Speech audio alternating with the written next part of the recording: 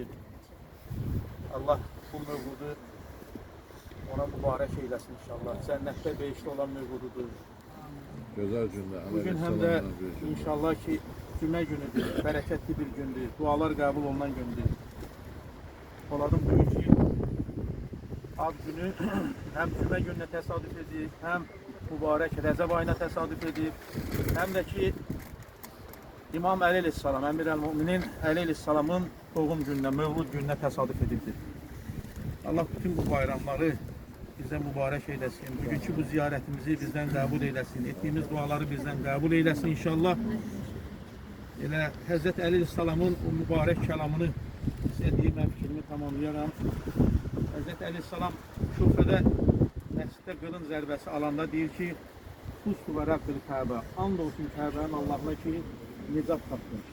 Şəhidlik insanın nicatıdır, şəhidlik insanlığın nicatıdır, bəşərin nicatıdır. Şəhid həm özünü xilas edir,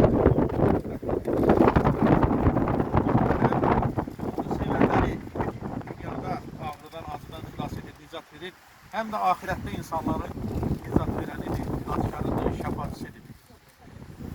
Allah Teala bu dünyada bunların ziyarətini bizə nəsib edirsə, qiyamətin günündə də bunların şəfaatini bizə nəsib eyləsin.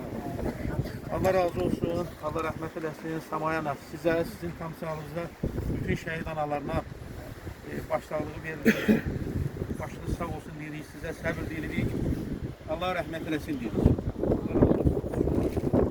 Burada bizim Sumqayıt şəhər İcra Hakimiyyətindən Tərlan müəllim buradadır, Ceyhun müəllim buradadır, digər şəhid anaları, şəhid ataları buradadır, şəhidin bu qarşısına baş əyirik, siz valiləri, tərəflərin olmaları qarşısına baş əyirik.